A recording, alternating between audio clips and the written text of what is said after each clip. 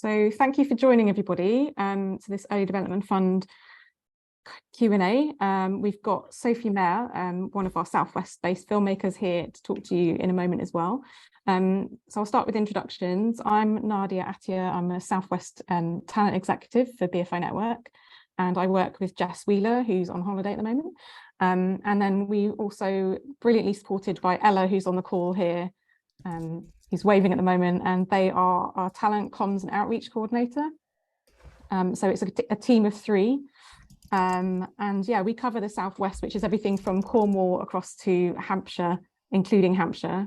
And yeah, so we support filmmakers, we support the Short Film Fund projects that have just closed, and we also support the Early Development Fund, which we're talking about today, which is for writers who have a feature idea. Not necessarily script, because we're not expecting to have script ready. It's just for the feature idea. And the Early Development Fund was set up by BFI Network to support writers in producing a 10-page treatment document. And the aim is that treatment document is then going to help you communicate your idea to funders and other project collaborators, and then take you that next step further. So yeah, Lisa, right, sorry, if you could mute yourself, that'd be really helpful. Thank you. Thank you so much. Yeah, so if you're not speaking or in the Q&A bit, if you could mute yourself, that'd be really helpful. And we're recording it as well for those who can't make it. So thanks very much for allowing that. Yeah, so the Early Development Fund is open now. So I'm assuming everybody on this call are, they're all writers with a brilliant feature film idea that you'd like to apply with. The fund closes on the 30th of November, which is about 6 weeks' time. And then we'll make initial decisions week commencing kind of 4th of March. So we have like an assessment period over Christmas. And that involves external readers that are chosen by the BFI. And then also the talent executives in each region will read the projects as well, make a shortlist. We would probably have a chat with those shortlisted and then make final decisions around about the 15th of March next year. So we're aware that there is quite a big gap between the closing of the fund and getting decisions made, but we feel like because of the Christmas break, that was needed, and also it gives us time to fully assess all the projects that come through. I'm just going to pop in the chat our Zoom code of conduct for those of you joined now as well. I think everybody should be here now. Just get the chat up. There we go. Any issues, please just contact. You can message Ella or myself in the chat, or you can email us at bfinetwork@watershed.co.uk.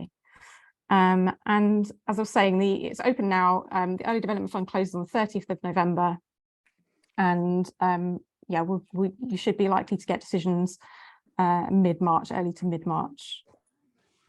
I'll also pop into the chat the guidelines. So if you haven't read them already, I do recommend that you go to the BFI website and look at the actual page that explains what the Early Development Fund is and what the criteria we're looking for and things like that. Just to briefly outline what we're looking for, you can apply for projects that are 3,000 to 5,000 maximum budgets. In your budget, you can include the writer's allowance, and if you do have a producer attached, you can include a small amount for the producer as well. I think that's £750 for a producer if you have one. And there's also access related costs that you can also put into your budget as well. You can budget for overseas travel. Oh, hi, sorry, would you mind muting yourself? Hello, nice to see you. Sorry. No worries. If you're not in the Q&A bit and you don't have anything to say, then please do mute yourself, and we'll monitor the chat, and please raise your hand if you've got any other questions in the meantime. Yeah, so you can apply for overseas travel for like research costs, but only if you're able to prove that trip is essential to the project and it is subject to approval. So we're not working with huge budgets here. It is a small grant, so we do expect you to kind of give us, when you apply, a budget breakdown of what you're going to be spending it on. And usually those things are, as I say, the writer's allowance, so support writing time to cover what you're working on at the moment. Research costs, so that could include travel, and it could include contribution fee for anyone that you're interviewing. And then yeah, and any kind of, it doesn't really cover overheads. So like, for example, if you've got a production company, whatever, it doesn't include overheads. It is literally just, it's giving you time and space to be able to write the project. And then we expect you to deliver a text-only treatment of up to 10 pages, a final cost report with invoices or receipts for all of the expenditure of things that I've kind of mentioned. It's not a full list that I just mentioned, like it is up to our sort of decision that you need to kind of like pitch what you're spending it on, and we'll give you feedback on that. And then you may also choose to submit visual materials, and that can include a mood board or a pitch deck. And Sophie Mair, who's on the call as well, who's our Southwest filmmaker, is going to talk to us a little bit about what she used to pitch her project successfully. The rights stay with the writer. We don't expect any rights. And then we also this is a new introduction to the Early Development Fund, but we can now take a project to first draft funding. So that's what we call stage 2. So stage 1 is as I mentioned, the research costs, the kind of time and space for you to develop your idea and make this 10-page treatment document. Stage 2 is for projects that we see huge potential, or that we want to support a bit further. And it's almost kind of bridging that gap between BFI Network, I suppose, and the BFI Filmmaking Fund, because they have the development funding, but this is just for the first draft project, and that is a different application. So if you've delivered your project on time, your treatment, you're then eligible to apply for the second stage 2 funding. And that's an extra amount aimed at supporting the creative development at regional level. So there is specifically supporting regional talent, as opposed to the BFI Filmmaking Fund, which it does support like UK wide, but this is very much like, we know the kind of talent in our region, and we're very keen to support you all from the Southwest. And that is an award of between 8,000 to 12,500, and that's to support you through that first draft and a set of revisions with your regional talent executive, which would be myself or Jess. And we have, between us, we have a lot of experience in filmmaking and producing and script development, so you are in very safe hands. But that's another application process. So for what I'm talking about today, we're going to be focusing on like stage 1. And stage 2 is this new introduction for the funding this year, which should be a really great progression from what we've done before. So I'm really excited about that. Each region, just so that you know, is expected to support at least 3 projects at stage 1 and 1 project at stage 2. So it is a competitive fund, but you know, do not be deterred from applying. Like, we definitely want to see your ideas, and we want to support writers who've got a brilliant feature idea and a feature that they would like to develop eventually into script, into first draft. And then just trying to think if I've covered everything. So yeah, when we say feature idea, just so that you know, we're talking about a length of 70 minutes or above. It has to be a British project, so classed as British project, capable of achieving no more than an 18 certificate from the BBFC. We support scripted narrative-driven ideas. So that's live action, animation, or immersive, and that's any genre, but we don't support documentary, just to be clear, and we don't support biopics. And then if you have an idea that you think that's an adaptation of somebody else's work, we don't support that either. We only support adaptations if it's from you as the writer, as your work, and that you've got the rights to it. And it's the fund is for a writer who's not yet written a feature film or immersive work that's been produced and received a distribution deal in the UK, theatrical or on a major streaming platform. So if you are that bit further ahead in your career, in your progress, then this fund isn't necessarily for you. It's for emerging talent who are looking to make that step into features. And we also don't support projects that already have attracted other investments, or, yeah, like I say, adaptations of existing material. And I think, yeah, and also just to point out as well, it's probably worth saying that if you get chosen for the Early Development Fund and you receive funding to help you make this treatment document, that doesn't automatically mean that you're eligible for or more likely to receive support from the BFI Filmmaking Fund. We are obviously distributing funds for the BFI, but we're not directly connected, and you would still have to go through the application process for the Filmmaking Fund if you wanted to apply for their development features and things like that. So it's not a shoe-in, it's not an open door. It is literally just, you know, focusing on this one project at this time and supporting you make it as solid and as good a prospect as possible. So there's questions in the chat already. I'll answer a couple of these, but we'll get some time at the end for them as well, because I would like to introduce Sophie into the chat here as well. So Roger's asking, is a 3K minimum the minimum, or can you apply for less? You can definitely apply for less. You don't have to apply. Oh, hang on. It's 3K to 5K, sorry. So yeah, you don't have to apply for the full 5K for the stage 1 early development fund. It literally, when you supply your budget in the application, we kind of assess that as to see what the need is for the support. So you don't have to go in full whack, but yeah, 3K is the minimum, because we're expecting to provide that allowance for writers. So you do need to, basically we want you to pay yourselves as part of this so that you're paying for your time. Claire in the chat is asking, if narrative drama is fictionalized account of someone in history, does that count as ineligible? Not strictly a biopic, but is based on a person. I think if it's not strictly a biopic and you're using that real person as a springboard, as inspiration for a character, then I think that's totally fine. And it's an idea that you're going to fictionalize, but you're inspired by that person, that real person. So you might totally change their names, you might change the location, make up loads of stuff to do with that, but the idea is, the seed of the idea is based on a real person. That's absolutely fine. So without further ado, because I've waffled on already, I'm going to introduce Sophie Mair, and she's going to share her screen. We've got some questions for her on her experience, because she's come through the Early Development Fund a couple of years ago with a project called Ginger. And she's now actually taking that project. She has successfully opened that door to the BFI Filmmaking Fund by applying through the main direct routes. And she is actually developing that project with them and her writer-director partner, Dan Gitsum, and they are working on that with the Filmmaking Fund at the moment. So all in all, it's a brilliant success story. So we really thought it'd be really great to have her on the call and to talk about it and hopefully inspire you all to apply and to give you ideas of how best to put your application through to the BFI. So Sophie, would you like to say hi and introduce yourself? Oh, well, thank you for the lovely introduction. Yes, my name is Sophie Mair, and I suppose I am a horror writer-director. I classify myself as a horror writer-director because that's what essentially I do. I don't really deviate. However, I always think kind of like really fantastic horror is at the forefront, really brilliant drama with all that weirdness and craziness on top. Absolutely.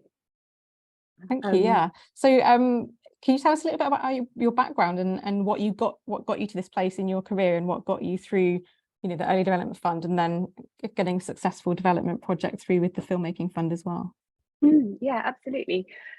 So yes, I'm a writer-director now, or co-writer director, but I didn't start as that. Many moons ago, I did a fine art painting degree and met my collaborator, husband, father of my 2 babies, Dan Gitcham.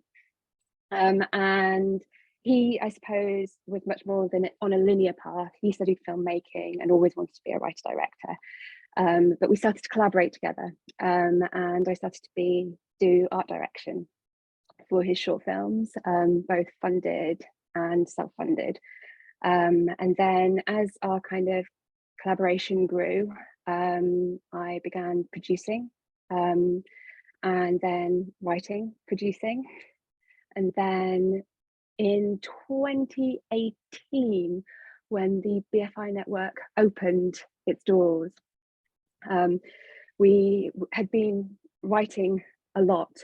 In fact, we went to the then talent exec, Alice Cabanas, with this project Ginger. And she really wisely said, you guys, if you want to be taken seriously, if Ginger wants to be taken seriously, then you've really got to think about doing another funded short, because it had been about 8 years since we'd done a funded short. I mean, we'd been active in life and also with we've gone on other schemes and things like that, but we hadn't actually made a funded short. We've been self-funding. We've made 2 self-funded shorts in that time, and she did ask us if we had a short film script, and we did, and that was The Thing That Ate the Birds, and we handed that to her, and yeah, it kind of we made it in 2019, then COVID hit, and yeah, it kind of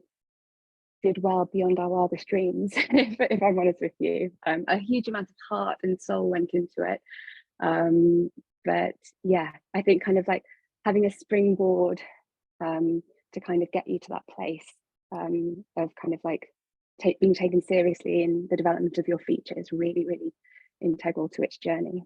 Absolutely.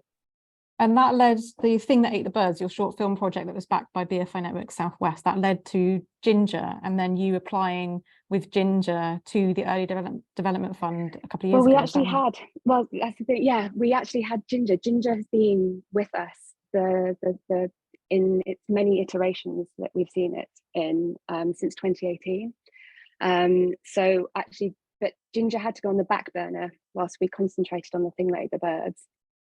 But once we kind of wrapped up The Thing That Ate the Birds, we were then able to kind of apply again, because obviously you've got to officially apply, and we didn't know whether it would be on the radar still. So you don't have that given at any stage in this process.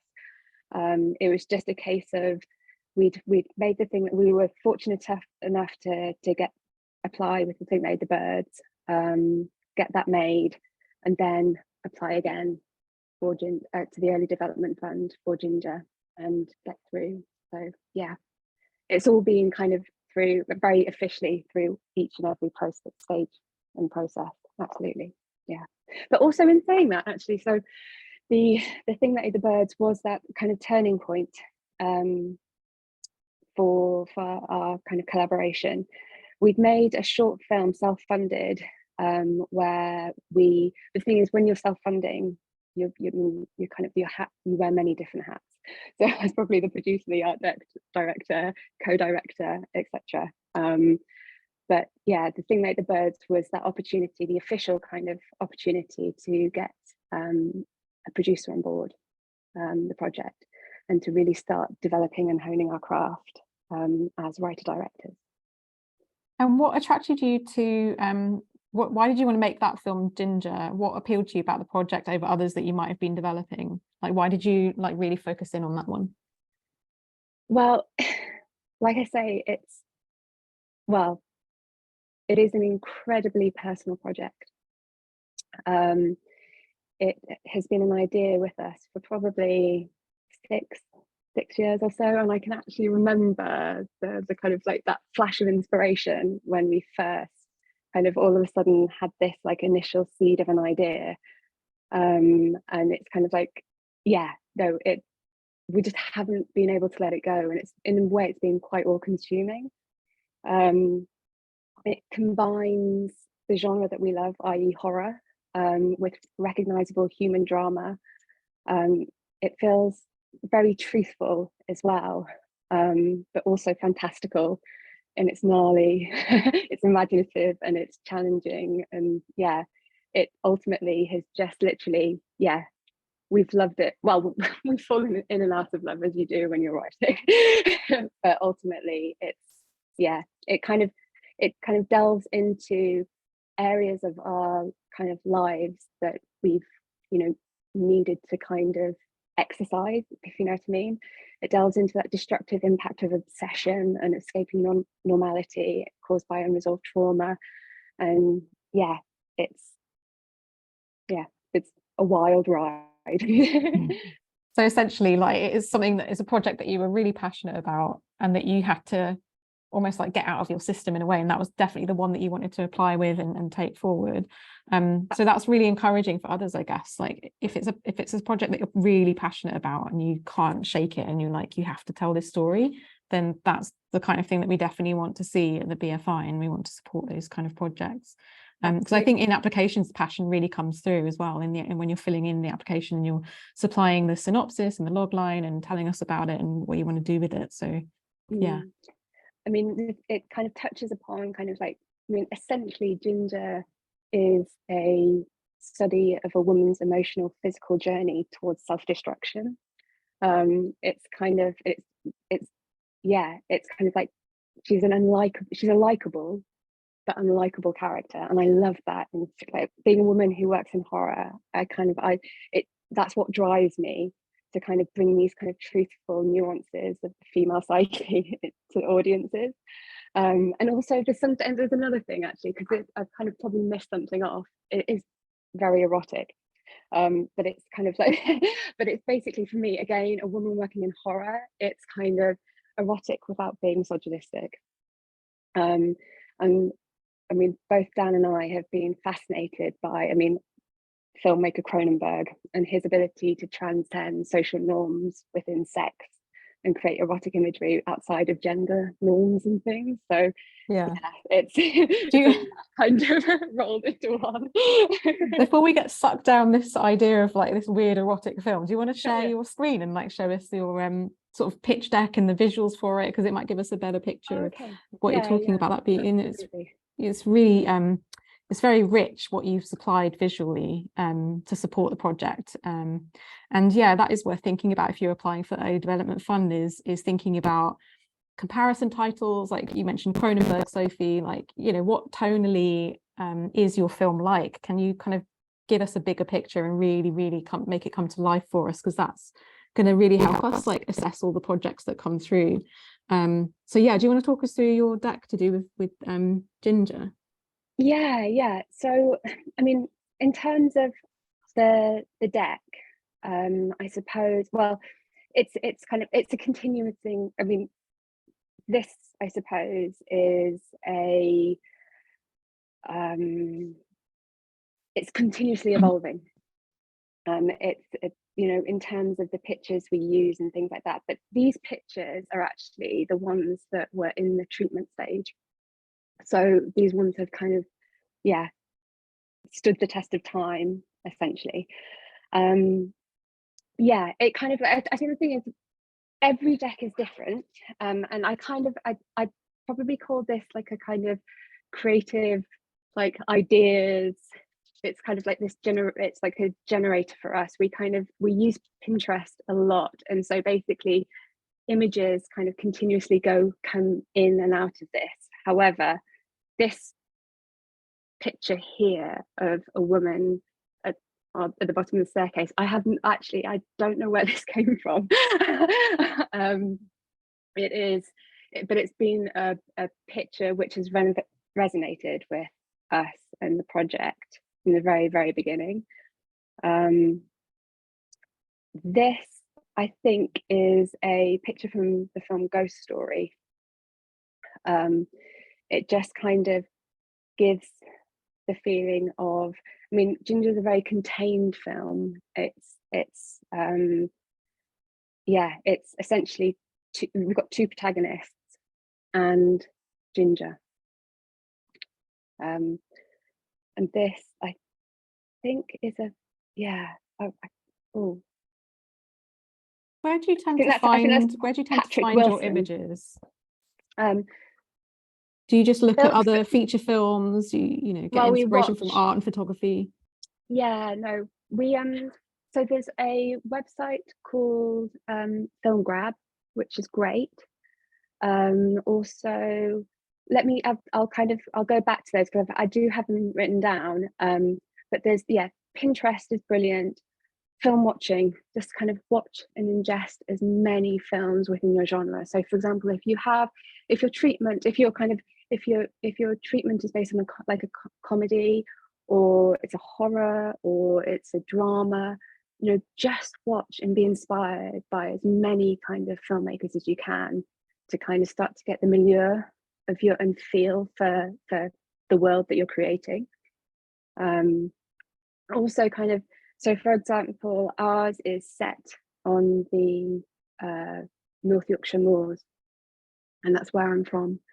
Would you mind reading out your logline? So that if, in case that people can't read the text on that, would you mind reading it out for us? Of course, yeah. Thanks. So, relocating to the North Yorkshire Dales after a life-changing accident and death of their unborn child, Grace, illustrator, 36, and Abel, head gamekeeper, 36, discover a beguiling organism that entrances and takes hold of them.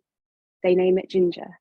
At first, it reignites their passion, but before long, its parasitic tendencies threaten to destroy them. So yeah, in a nutshell. And what that's really evocative. It's really clear and really great. So what do you what's your advice on creating a log line or coming up with a synopsis? Like, how important is the log line, do you think, when applying for a development fund, or indeed like pitching a project to anyone really? Oh, it's hugely important. Essentially, because it kind of encapsulates, it makes you really boil down your story into a few lines, essentially. I mean, especially a log line. A log line is going to, like, that in terms of future executives, future funders and things, you know, that's what's going to kind of get people drawn into your story and into your world. A synopsis, again, yeah, it's just such a kind of key tool to use to gain interest in your film and your project.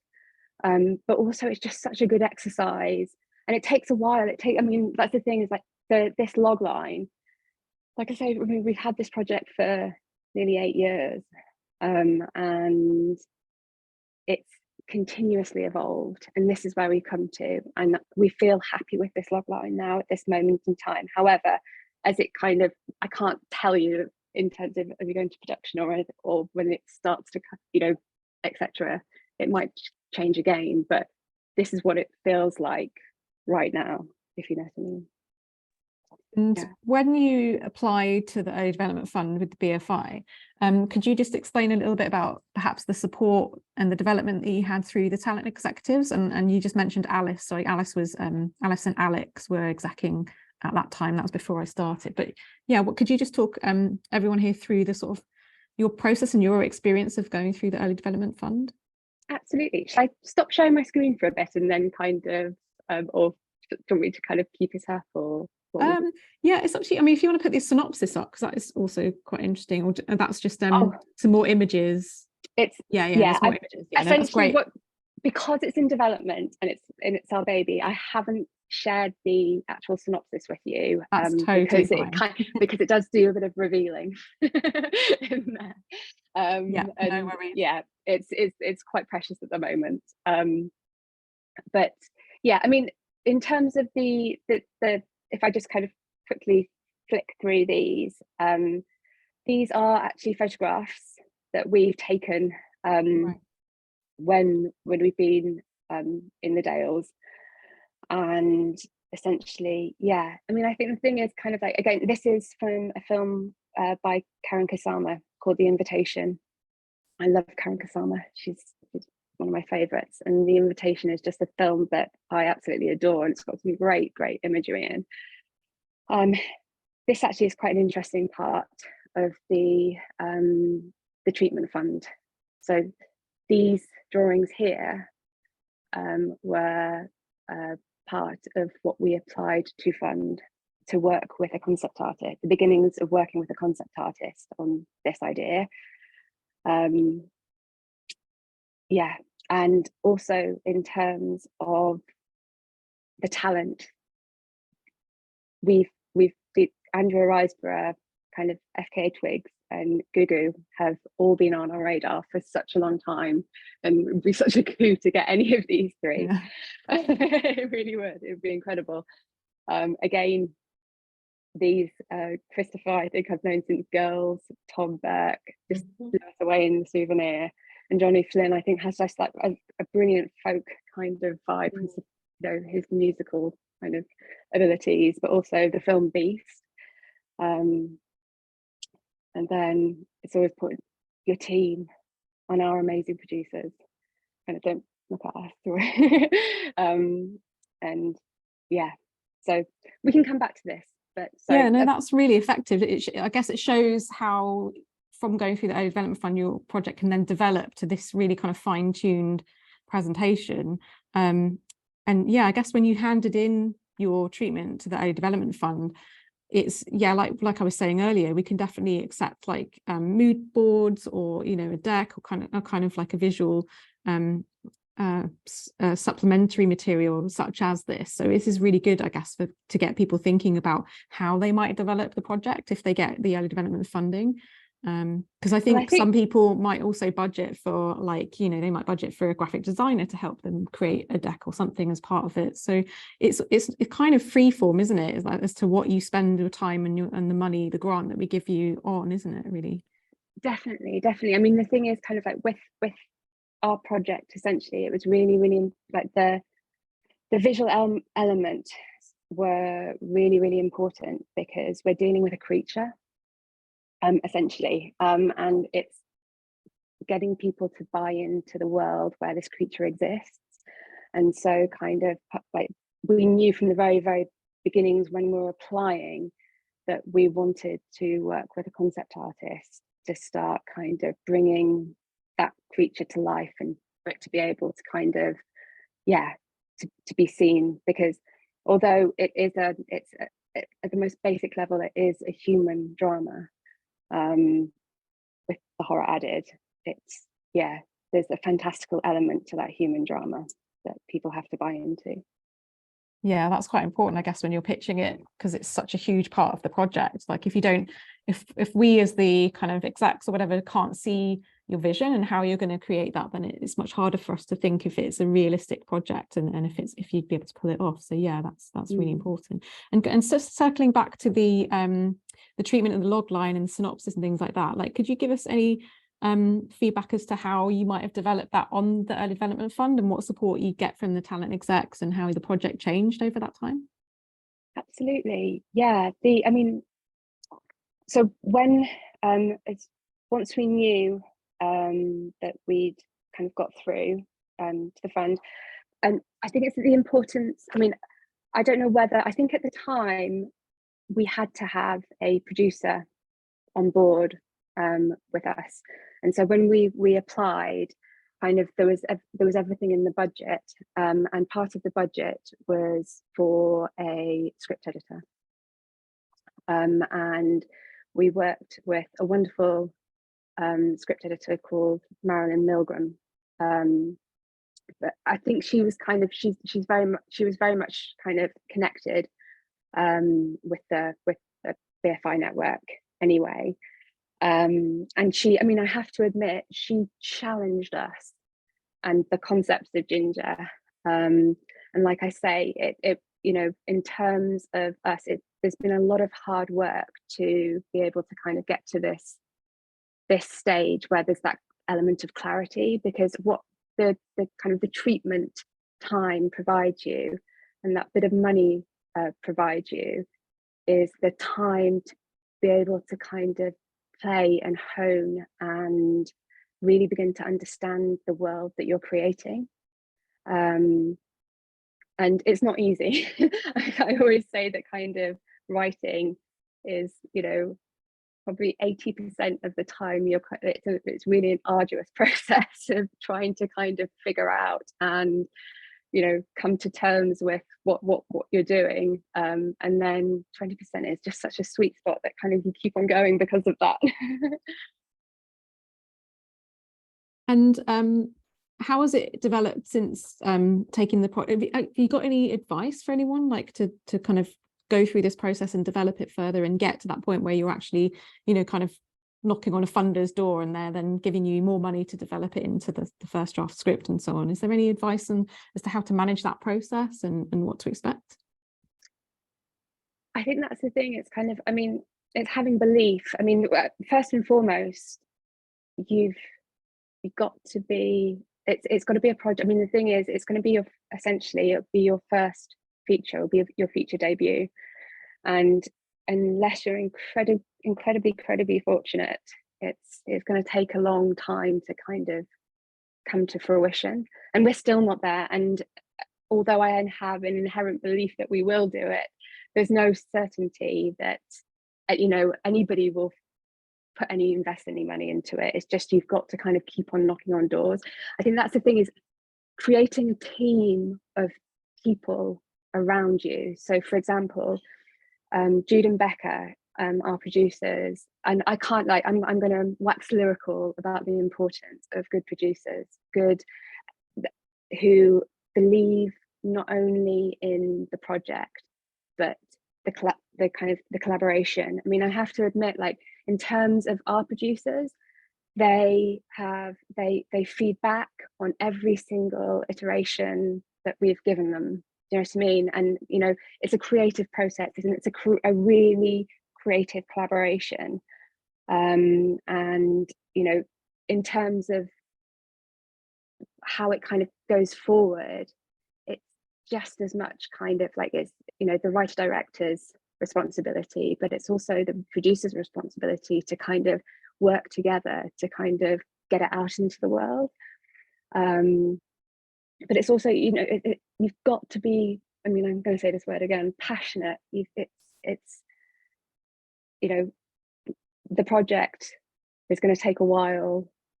You're going to fall in and out of love with it, but ultimately there's something driving, there's a driving force and a burning desire in, you know, your stomach to kind of keep on going with it. But it's also kind of like, at the crux of it, it's about writing what it's not about writing what you think the funders want. It's about writing, you know, or what you think is trendy. It's about writing what you think is trendy. Well, kind of like you're passionate about, essentially. Yeah. That's a really good point. Yeah. So not to apply just, you know, trying to fill a hole, like, oh, there's a trend. Like, actually, it's got to be something that you're passionate about, and it's your strongest story that you're putting forward when you apply. Yeah, I really get that sense from you talking about your project and how passionate you believe in it. And yeah, I really can't wait to see it on screen. I really hope, you know, best of luck with it in the next stages. And just on that subject, I guess, for just an overview for everyone, like when we, as the kind of execs and the different people assessing the projects and the entries for the early development fund, we do consider quite a few things, and maybe it's perhaps useful for us to kind of just me to quickly run through like what we're looking at when your project comes in, when you apply to us. So we basically will consider obviously the strength of the story and the idea, and like Sophie's saying, like, we can absolutely tell if you really authentically are passionate about it and it's a story that you must tell. So we definitely judge that kind of first and foremost. We think about how the story might connect with audiences as well. And Sophie, you're really clear about it, you know, your love of genre and the kind of, you can kind of see who your audiences are, and it's a very clear kind of vision that you had for your projects. We also consider the impact of the previous work of the writer, and if involved, because we don't need a producer to apply for early development fund, we will also look at the producer if you have one attached. We look at the strength of the case made for the potential career impact of the funding of the writer, and if involved, the producer, because basically this is a step change in your career, and it's developed, the fund is developed specifically to kind of take you that bit further in your career progression.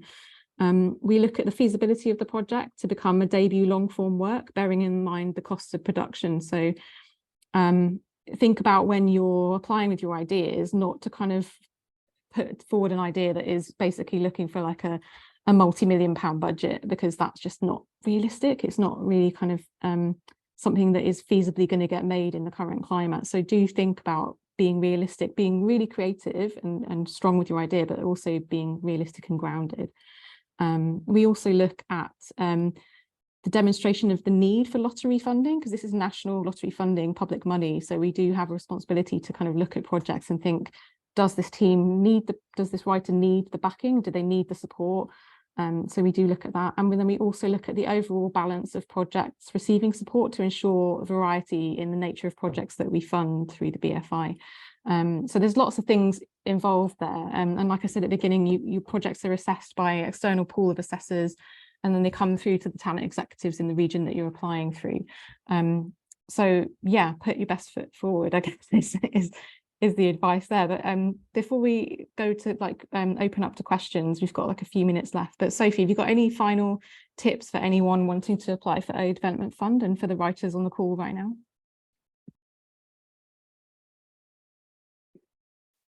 yeah, well, I suppose it's just to repeat essentially what I was just saying. It's to, you know, it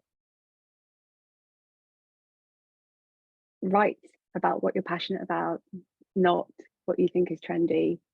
And yeah, just kind of like find, I think the thing is kind of like in terms of the ways that kind of like even to kind of get ideas and generate ideas and things like that, it's about finding kind of what inspires you. For example, the treatment, I listened to so much. There's a composer called Johnny Greenwood, who is a member of Radiohead, but he scored like The Phantom Thread, The Master, and many movies. But he's just got such a clear kind of, there's something in his music that connects with Ginger massively. There's another one, Yorgos Lanthimos, who did like The Favourite, Killing of a Sacred Deer and things.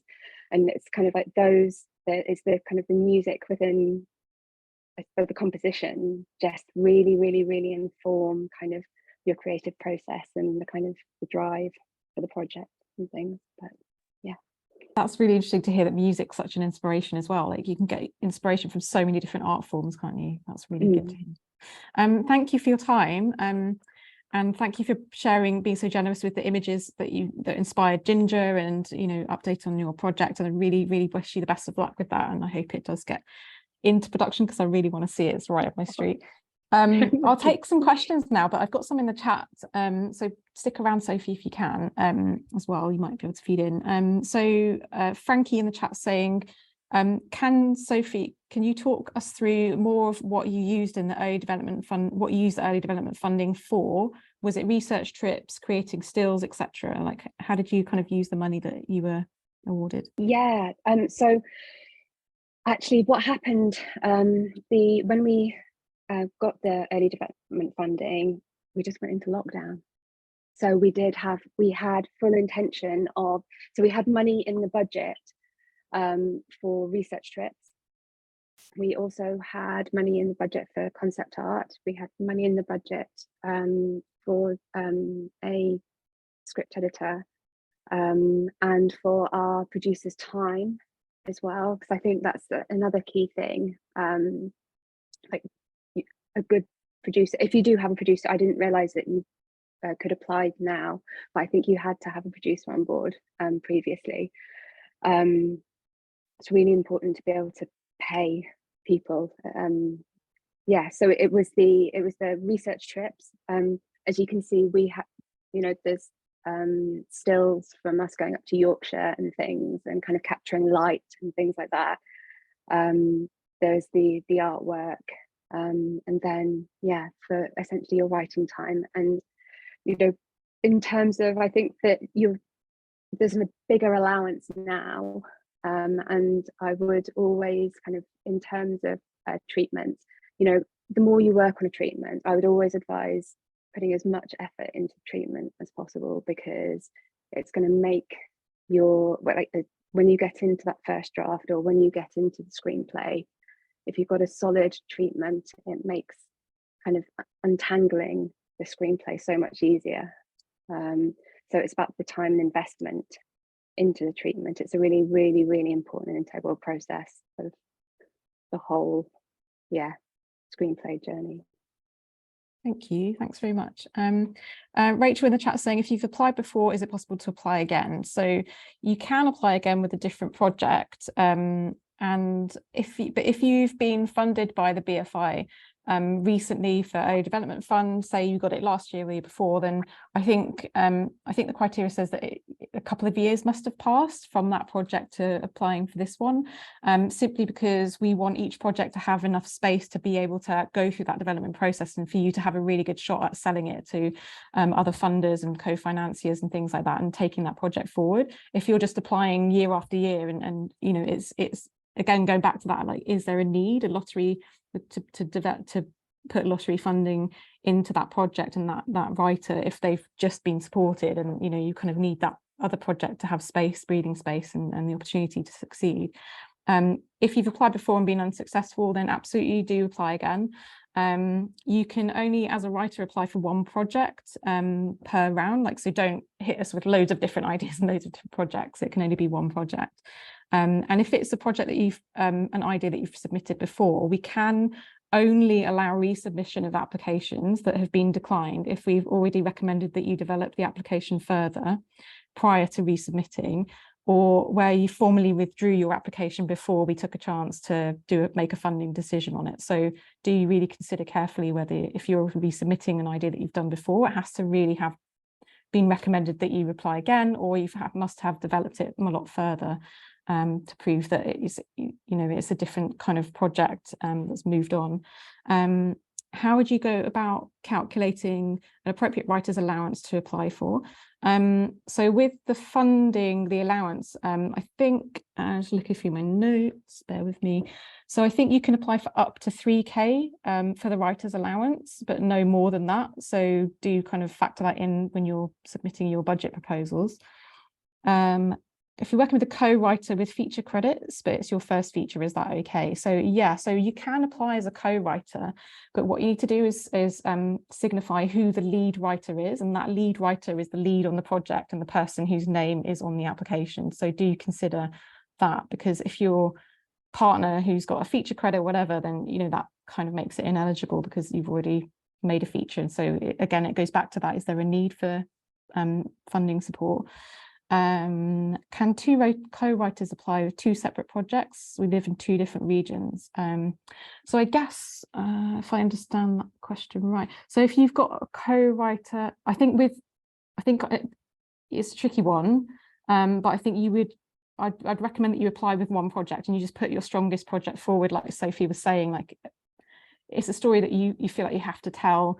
You really want to use your strongest idea and come at us with that, because that's the one that's going to get noticed. And if you've got co-writers, and say one's in the north and one's in the southwest, then decide who the lead writer is going to be, and then apply in the region of where that lead writer is based. And then that's who you will then, if you're successful, the talent executives in that region will be supporting you through the project development.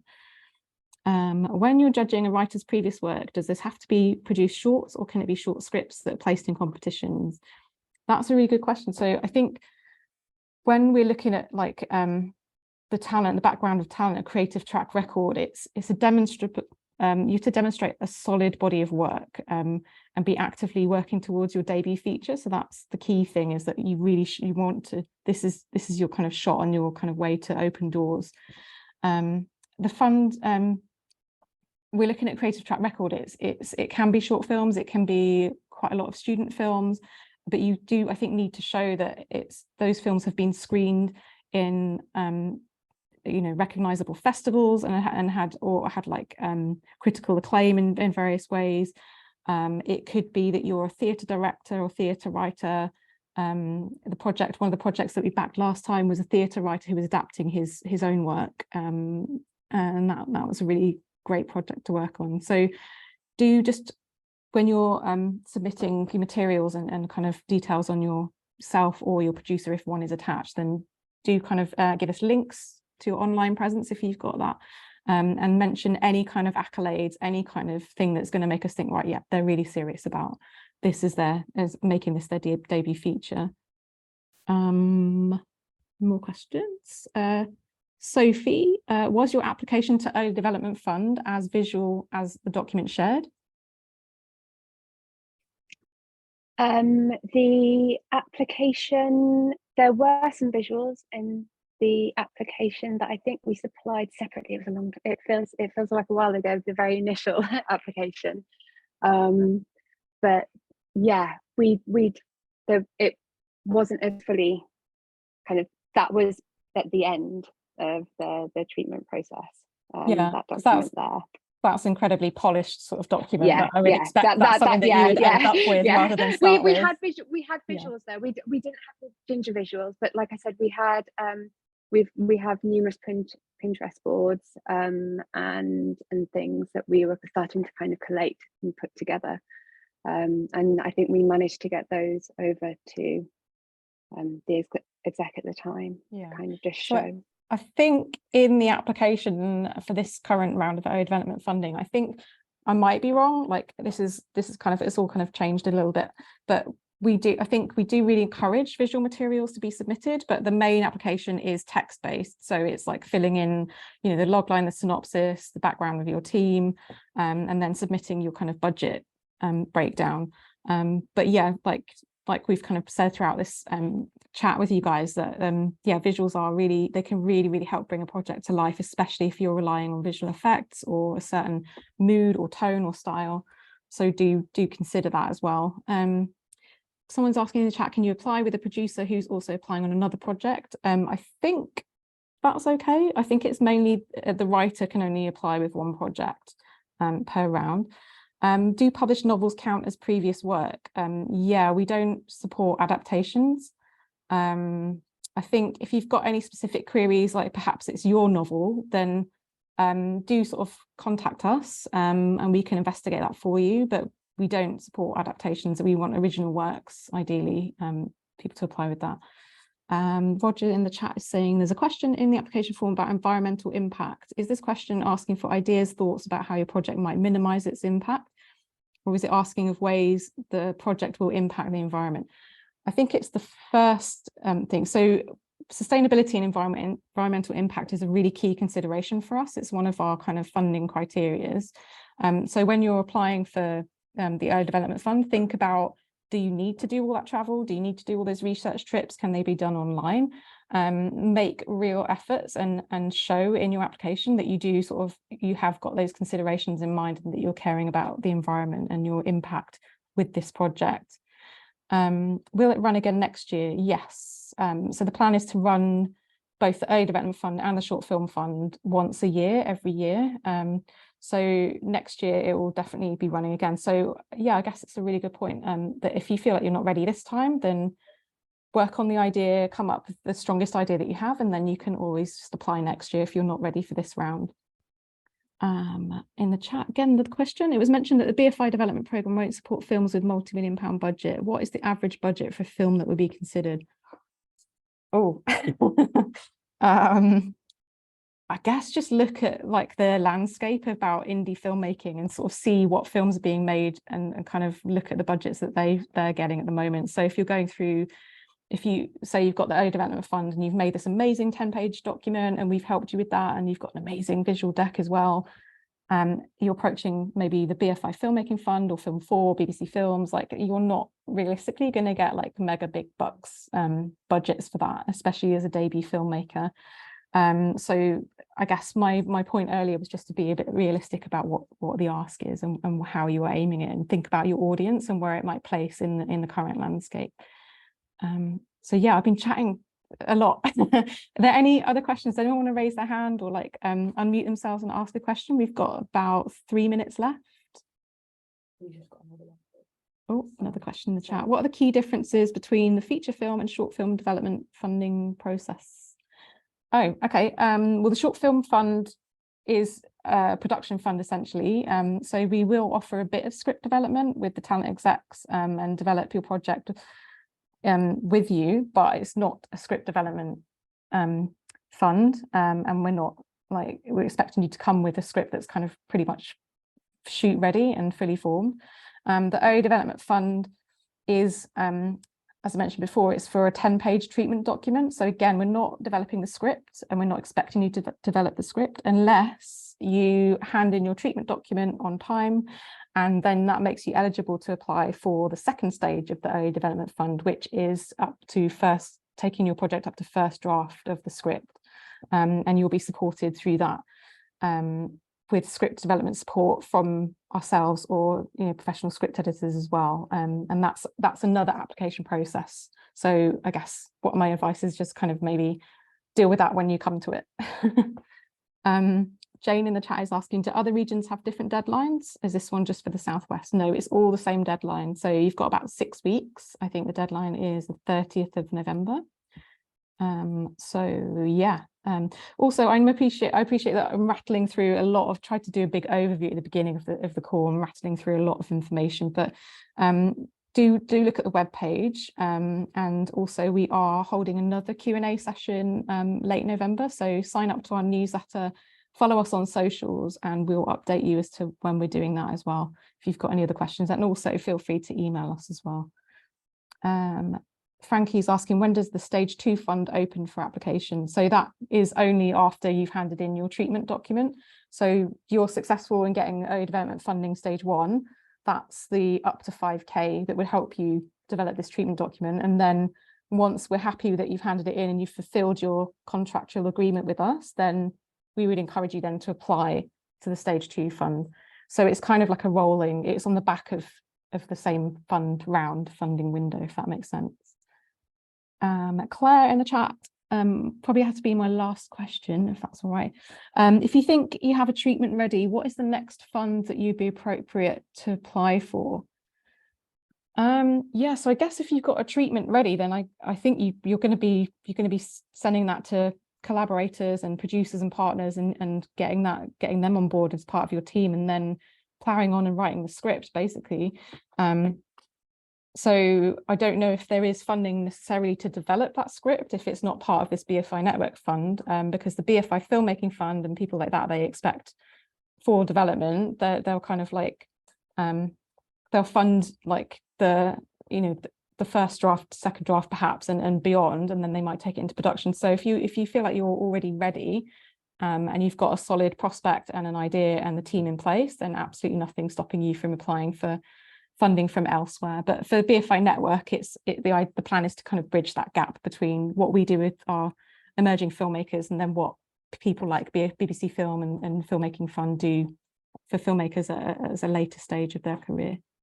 But yeah, thank you so much everyone for joining. Thank you so much to Sophie and being so generous with sharing your experiences. And I really hope I've answered as many questions as possible in the short time that we have. And if you've got anything else, please do email us, and I'll pop another email in the chat here as well, which is bfinetworkfunding@bfi.org.uk. So if you have any other questions specifically to do with the fund and the criteria, that's also a great email to hit them up with those questions. So bfinetworkfunding@bfi.org.uk. Thank you all so much for joining us, and I hope that wasn't too much of an overload. Really appreciate your time this evening, and I hope you have the lovely rest of the evening. Thanks a lot. Thank you, Sophie. Thank you. Thanks, Nadia. Bye, everyone.